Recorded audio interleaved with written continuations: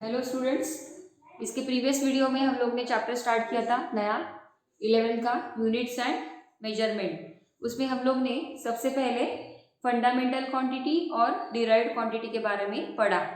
What is mean by fundamental quantity? ऐसी quantity जिनको major करने के लिए किसी दूसरे क्वांटिटी के ऊपर डिपेंड नहीं रहना पड़ता है, उनको कहते हैं फंडामेंटल। और ऐसी क्वांटिटी जिनको मेजर करने के लिए एक या एक से ज़्यादा फंडामेंटल क्वांटिटी के ऊपर डिपेंड रहना पड़ता है, उसको बोलते हैं डिराइव्ड। तो मैंने कुछ एग्जाम्पल बताए थे फंडामेंटल क्वांटिटीज के। कौन से फंडामेंटल क्वांटिटी बताए थे? There are 7 fundamental quantities: length, mass, time, temperature, amount of substance, electric current and luminous intensity. There are 7 fundamental quantities. In rather than this, इसके अलावा 2 सप्लीमेंट्री फंडामेंटल क्वांटिटीज बताए थे, that is plane angle और दूसरा solid angle. तो थोड़ा सा plane angle और सॉलिड एंगल के बारे में बताती हूँ। तो प्लेन एंगल में क्या है? What is this plane angle? Plane angle, तो सपोज ये एक आर्क है, this is assume to be the arc and this is what is centre of this arc and this is called the radius of the arc. This is called the radius of the arc and this is the angle subtended by this arc at the centre. तो इस arc ने यहाँ पे centre पे जो angle subtend करके रखा है उसको प्लेन एंगल कहते हैं। तो इसकी डेफिनेशन जो है, या फॉर्मूला, डेफिनेशन नहीं बोलूंगी, this not a definition, formula. तो प्लेन एंगल कैसे डिस्क्राइब किया जाता है? तो प्लेन एंगल इन रेडियन, ये आपको सर्कल लेसन है मैथ्स में, उसमें ये फॉर्मूला आएगा या आया होगा 10th स्टैंडर्ड में। Angle in radian is equal to arc length upon radius. Angle in radian is equal to arc length upon radius, ये फॉर्मूला है। तो एंगल इन रेडियन आप उसको डेल थीटा कह सकते हो। इस डायग्राम में you can see that del theta is angle in radian, और इस आर्क को मैं आर्क ए बी कहती हूँ। Length of arc A B, length of arc A B upon radius R. तो इस प्रकार हम लोग प्लेन एंगल निकाल सकते हैं। तो प्लेन एंगल में 2 डायमेंशनल फिगर होती है। और दूसरा आता है सॉलिड एंगल। तो अगर आपको सॉलिड एंगल देखना है तो ये 3D में फील करना पड़ेगा। 3 डायमेंशनल फिगर है सॉलिड एंगल की। जैसे कि ये सपोज एक छोटा सा सर्कुलर, यानी जैसे आप कह सकते हो कि अगर ये एक स्फीयर है, this is suppose to be sphere, तो इस स्फीयर का एक small portion, a kind of portion of this sphere, and this is what a center of the sphere. So this is the angle subtended by this portion of the sphere at the center. Okay, so ये इसको बोलते हैं solid angle. देखो यहाँ पर बताने की कोशिश करती हूँ, this one is called as solid angle. तो ये कैसे निकाला जाता है? दैट इज सॉलिड एंगल, इसको डी ओमेगा से रिप्रेजेंट करते हैं, d omega. It is a area of the surface area कह सकते हो, surface area of the portion of the sphere. It is a surface area of the portion of the sphere upon square of the radius, square of radius of sphere. ये formula है, ये कोई definition नहीं है। मतलब solid angle कैसे निकाला जाता है इसका फॉर्मूला है d omega. Solid angle d omega is a ratio of surface area of the portion of the sphere to the square of radius of the sphere. तो ये कोई बनाया नहीं, हम लोग ने नहीं बनाया, ये फॉर्मूला मैथमेटिकल फॉर्मूला जो डायरेक्ट स्टैंडर्ड फॉर्मूला है। तो सरफेस एरिया ऑफ द, तो जैसे कि ये इतना पोर्शन है, आपके स्फीयर का इतना पोर्शन है, इस पोर्शन का सरफेस एरिया। तो अगर मैं पूरा सरफेस, सपोज अगर मैं एक स्फीयर ले लूँ, ये स्फीयर ले लूँ, तो उसका टोटल सरफेस एरिया कितना आता है? 4 पाई आर स्क्वायर, राइट। पूरा स्फीयर अगर ले लूँ तो उसका टोटल सरफेस एरिया आता है 4 pi r square upon square of the radius of sphere, इस रेडियस का स्क्वायर। तो ये आर स्क्वायर, ये आर स्क्वायर गया और आपको मिलेगा 4 पाई। तो ये 4 पाई क्या है? This 4 pi, it is a solid angle subtended by the sphere. Solid angle subtended by the sphere is 4 pi. So this is what about only two supplementary fundamental quantities are there, that is plane angle and solid angle. अब उसके बाद हम पढ़ेंगे units के बारे में, units के बारे में पढ़ेंगे fundamental units and derived units. अब फंडामेंटल यूनिट्स यानी क्या, तो ऐसे यूनिट्स जो फंडामेंटल क्वांटिटीज को मेजर करने के लिए इस्तेमाल किए जाते हैं. फंडामेंटल यूनिट्स यानी क्या, the units use for the measurement of fundamental quantities. Hindi में अगर मैं बताऊँ तो फंडामेंटल क्वांटिटी को मेजर करने के लिए जो यूनिट हमने बनाए हैं उसको फंडामेंटल यूनिट कहते हैं. तो देखो फंडामेंटल यूनिट की डेफिनेशन बता के एक बार फिर से, एक बार फंडामेंटल यूनिट की डेफिनेशन क्लियर कर देते हैं. What is mean by fundamental unit. Fundamental unit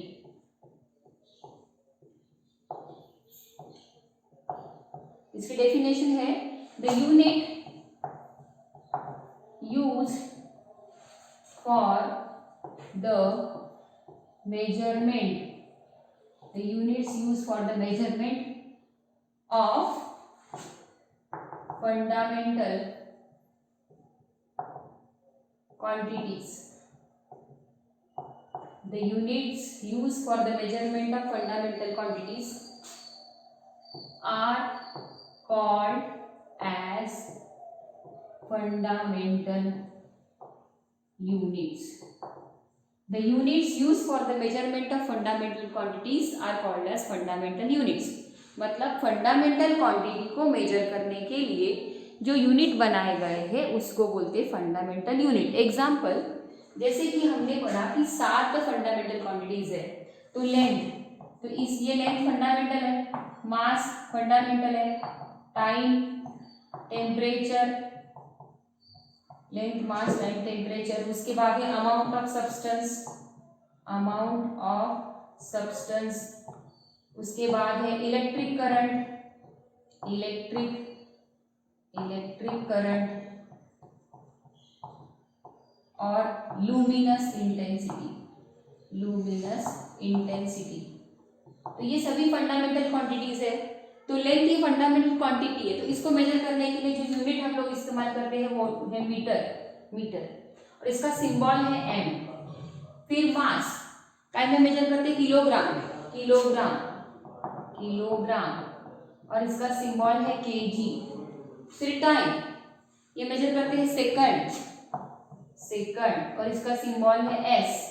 temperature ये केल्विन में, इन जनरल हम लोग temperature degree Celsius, kelvin, centigrade, degree Celsius, kelvin, Fahrenheit, ये अलग अलग यूनिट हम लोग इस्तेमाल करते हैं. बट रेपिटेडली जब हम कैलकुलेशन के लिए इस्तेमाल करते हैं टेम्परेचर तो केल्विन स्केल का इस्तेमाल करते हैं. ये आएगा केल्विन और इसका सिंबल आएगा के.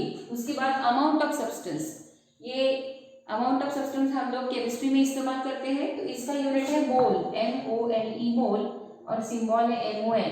ठीक है. उसके बाद इलेक्ट्रिक करंट हम लोग मेजर करते हैं एम्पियर में, AMPERE एम्पियर और इसका सिंबल है कैपिटल A.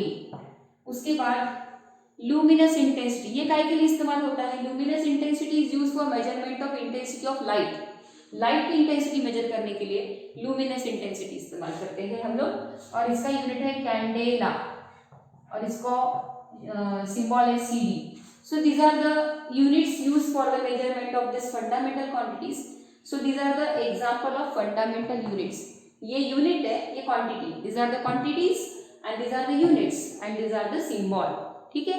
उसके बाद हम आएंगे derived unit. derived unit का डेफिनेशन देखो. derived unit बिल्कुल वैसे ही बना सकते हो.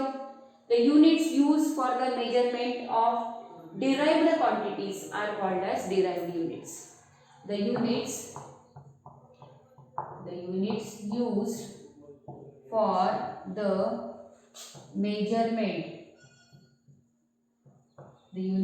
for the measurement of derived quantities are called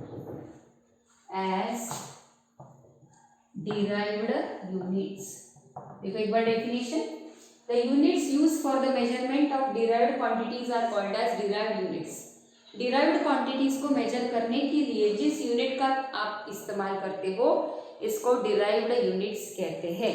तो अभी डिराइव्ड क्वांटिटीज कौन से है, तो ये जो 7 फंडामेंटल क्वांटिटी छोड़े, इसको छोड़ के सारे डिराइव्ड है। इसके ये फंडामेंटल 7 फंडामेंटल क्वांटिटी है। इसके अलावा मैंने और 2 आपको सप्लीमेंट्री फंडामेंटल क्वांटिटीज बताए थे, तो इनके भी मैं यूनिट यहाँ पर साइड में बताती हूँ। सप्लीमेंट्री क्वांटिटी कौन से बताए थे, 2, एक प्लेन एंगल, तो इसका यूनिट है रेडियन, और दूसरा है सॉलिड एंगल, और इसका यूनिट है स्टेरेडियन। ठीक है, इसका सिंबल है SR, और स्टेरेडियन का सिंबल है SR और रेडियन का सिंबल है RAD। ठीक है, तो ये 2 सप्लीमेंट्री फंडामेंटल क्वांटिटीज है और ये बेसिक। और डिराइव्ड क्वांटिटीज आपको पता है, velocity, acceleration, momentum, force, power, pressure, ये सभी डिराइव्ड है। क्यों डिराइव्ड है, क्योंकि इनको मेजर करने के लिए हम किसी दूसरे क्वांटिटी के ऊपर डिपेंड रहते हैं। किसी दूसरे मतलब एक या एक से ज़्यादा फंडामेंटल क्वांटिटी के ऊपर हमें डिपेंड रहना पड़ता है। वेलोसिटी हमको डायरेक्टली नहीं मिलती है, तो इसीलिए ये सारे हो गए डिराइव्ड। तो ऐसे डिराइव्ड क्वांटिटीज को मेजर करने के लिए ये जो तुम लोग यूनिट का इस्तेमाल करोगे इसको बोलेंगे डिराइव्ड यूनिट। तो अभी हम डिराइव्ड यूनिट के एग्जाम्पल पढ़ेंगे। ठीक है, ये निकाल लेती हूँ मैं, आप वीडियो पॉज करके बार बार उसको देखा करो please.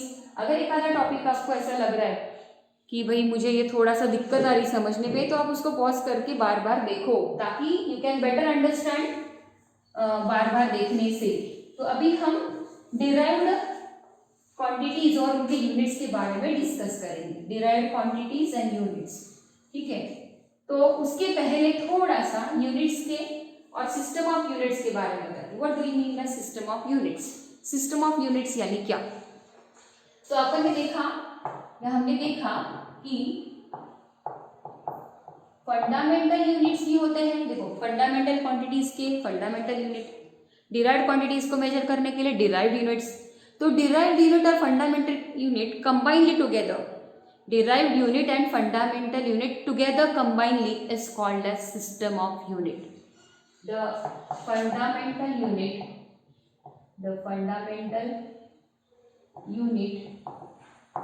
together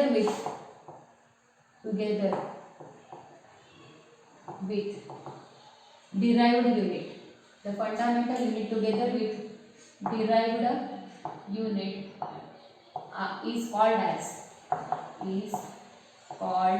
as system of units। मतलब फंडामेंटल यूनिट्स और डिराइव्ड यूनिट्स को कंबाइन करके इकट्ठा जो बनता है उसको सिस्टम ऑफ यूनिट बोलते हैं। तो बेसिकली लेंथ, मास और टाइम, बेसिकली लेंथ, मास और टाइम, इन 3 बेसिक यूनिट के आधार पे हम लोग ने सिस्टम बनाई है। कौन से सिस्टम बनाए हैं हम लोग ने? तो सबसे पहला हमारा आता है MKS सिस्टम, दूसरा आता है CGS सिस्टम, नेक्स्ट आता है FPS सिस्टम।